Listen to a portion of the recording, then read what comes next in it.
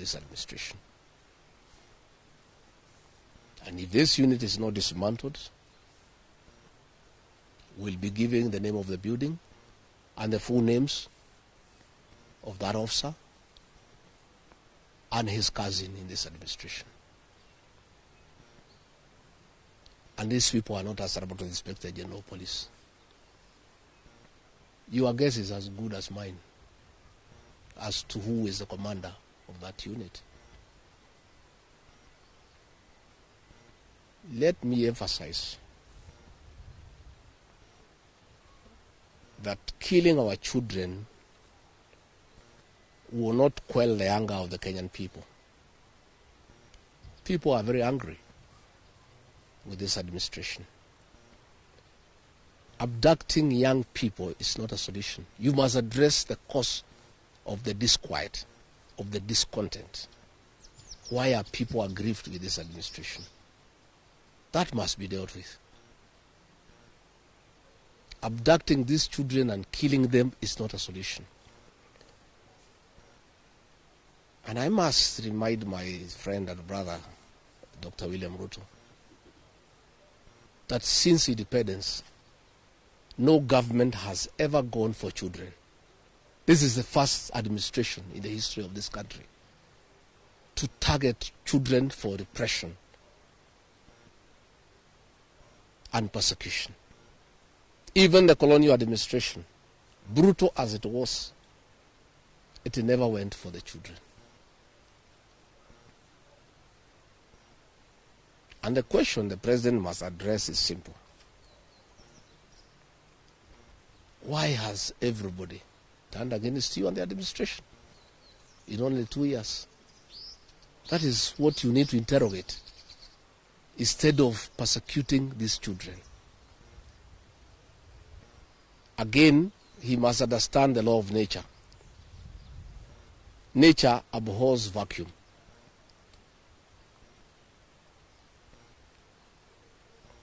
When you swallow the opposition and there is nobody to hold you to account, when you capture parliament and other institutions of oversight, since nature abhors vacuum, other formations will emerge to oversight you and hold you to account. And that is how the church has come up to hold the government to account. And that is how these young Kenyans have come out to hold the government to account. In the unfortunate event that these children were to be muzzled and silenced through death and abductions and other extrajudicial methods of silencing dissent, some new formations will also come up to hold the government in check because nature abhors vacuum. So the amount of repression that is going on in the country is unparalleled, it is unprecedented, and it needs to come to an end. I have just learned we have a prayer meeting in Shamata Ward in Nyandarua tomorrow. We have a farm. The residents of that ward normally meets once in a year for prayers to close the year. We have prayers tomorrow. And the police commander there in that county is intimidating leaders to cancel those prayers, that they will not be allowed to take place, that they need a permit. I want to tell the county commander in Nyandarua that you don't need a permit to hold prayers. Again, is this repression by this administration. Even if you stop the people of Nyandarua from holding prayers, that will not change their political views of what they think about this administration. I want to say the prayers will go on. I'll be in attendance with the residents of Shamata. And if the police want to come and stop the prayers, they can go ahead. But that will just enrage the people even more.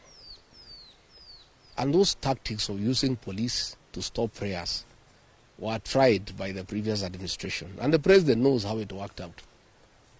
You just agitate people more. You make people more rebellious. There is no need for police to interfere with people's rights of expression, of association, and the freedom of worship. So I want again to ask the Inspector General of Police to tell his county commander in Nyandarua not to interfere with the rights of the people of that area to hold prayers and to congregate to pray together, because those rights are guaranteed in the Constitution. And this is not the way to deal with dissent and discontent.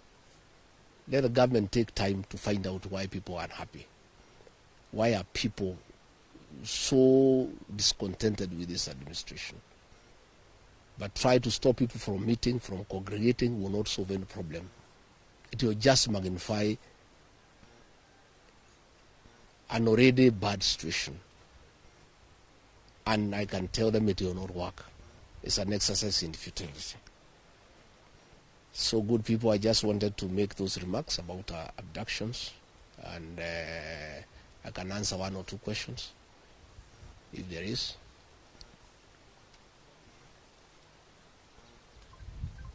Kosawa?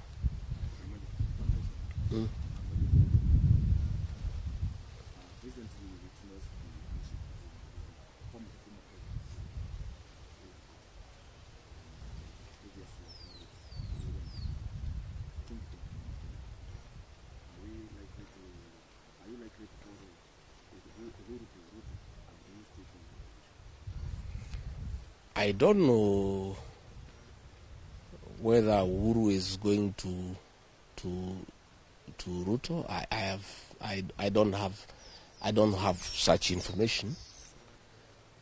But I have said many times the people of this region don't follow leaders.